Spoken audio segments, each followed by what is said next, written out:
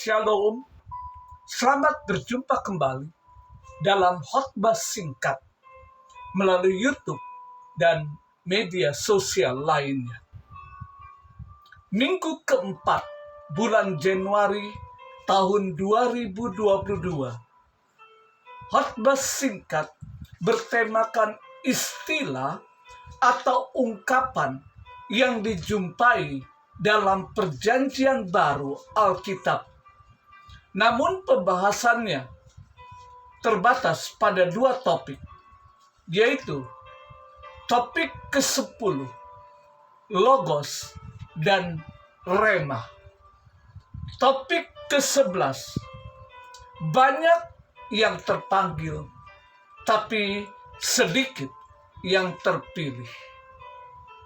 Kita masuk topik yang ke-10, Logos dan Rema.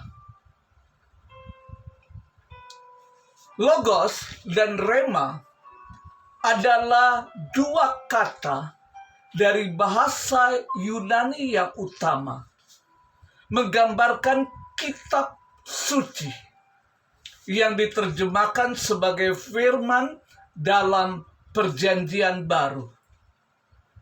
Gambaran umum tentang logo adalah kata, lisan, atau tulisan yang diberikan secara umum. Sedangkan rema adalah kata, lisan, ataupun tulisan yang diberikan secara khusus.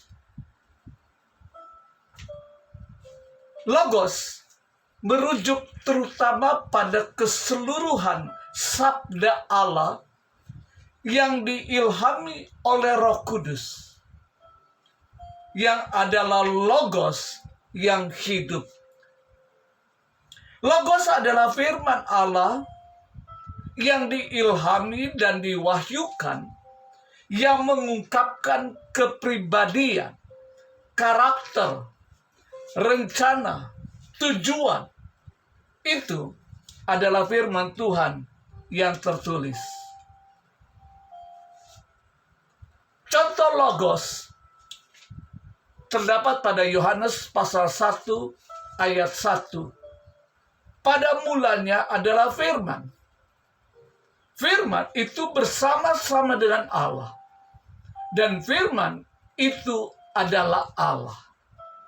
Kata firman di sini adalah logos. Kata logos juga dijumpai pada ayat-ayat berikut ini. Matius 7 ayat 24, Markus 4 ayat 4, Lukas 5 ayat 1, Yohanes 8 ayat 32, Kisah 6 ayat 7, 2 Timotius 2 ayat 15, dan lain-lain. Rema mengacu pada kata yang diucapkan dan berarti ucapan dari Tuhan. Rema adalah kata yang pasti untuk tujuan yang pasti dan pada waktu yang pasti. Rema Tuhan adalah roh. Dan dengan roh ini di dalam diri Anda memiliki jalan bebas hambatan ke alam roh. Contoh rema terdapat pada Yohanes 6 ayat 63. Rohlah yang memberi hidup. Daging sama sekali tidak berguna. Perkataan-perkataan yang kukatakan kepadamu adalah roh dan hidup. Firman di sini atau perkataan di sini ini memberikan arti rema. Namun kata rema juga bisa dijumpai pada ayat-ayat berikut ini. Matius 4 ayat 4, Markus 14 ayat 72, Lukas 3 ayat 2, Lukas 1 ayat 38, Lukas 5 ayat 5, Yohanes 14 ayat 10, Roma pasal 10 ayat 17, dan Efesus 6 ayat 17, dan lain-lain. Lebih lanjut tentang rema adalah wahyu dari Tuhan kepada manusia. Sebuah rema adalah sebuah ayat atau bagian dari kitab suci yang Roh Kudus membawa perhatian bagi kita dengan aplikasi untuk saat ini atau saat tertentu atau kebutuhan untuk arahan. Rema dapat pula berupa pembicaraan instan dari Tuhan kepada kita di dalam dan didasarkan pada firman Tuhan yang tertulis secara konstan, logos. Dengan kata lain, rema dapat membantu kita mengenal Tuhan secara subjektif dan tentunya berdasarkan pengalaman. Terkadang kita menerima rema Tuhan saat kita membaca Alkitab atau kita berdoa. Tuhan mengucapkan kata-kata tertentu kepada kita pada suatu waktu saat kita melakukan hubungan pribadi. Kunci bagi kita untuk menerima rema Tuhan adalah dengan melatih roh kita ketika kita datang kepada firman Tuhan. Cara terbaik untuk melatih semangat kita adalah dengan berdoa.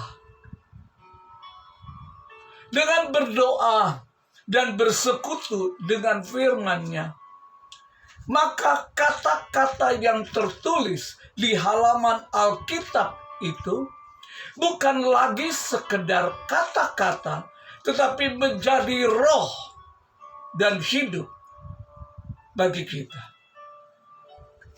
Beginilah cara firman Tuhan memberi kita makan, memberi kita kehidupan untuk pertumbuhan kita di dalam Kristus. Manfaat rema.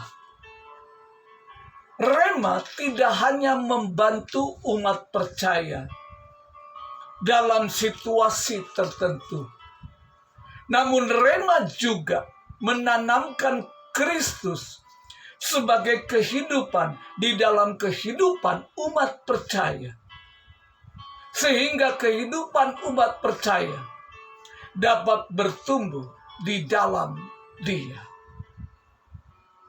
Pada akhirnya, rema akan membasuh hati umat percaya sehingga dapat diubahkan secara batinia. Rema akan membantu umat percaya untuk terus bertumbuh.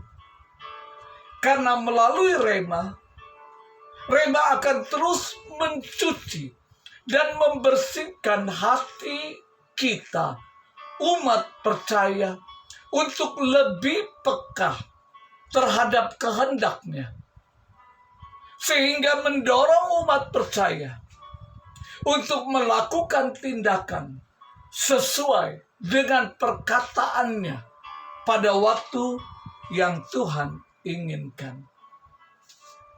Sebagai penutup, perlu diketahui bahwa iblis tidak tahan dengan rema. Lain halnya dengan logos. Iblis dapat memotongnya menjadi beberapa bagian. Bahkan iblis dapat mengajar dan memutar logos seperti yang dia ingin ajarkan. Dan seakan-akan logos tersebut adalah logos yang hidup. Seperti yang iblis lakukan pada Hawa. Sesaat sebelum Hawa melakukan tindakan yang tidak sesuai dengan perintah Tuhan kepada dirinya dan Adam suaminya. Mari kita tingkatkan hubungan pribadi kita dengan Tuhan melalui doa dan firman, serta izinkan Roh Kudus membawa kita memasuki dimensi yang baru, yaitu dimensi Roh Kudus. Tuhan Yesus memberkati.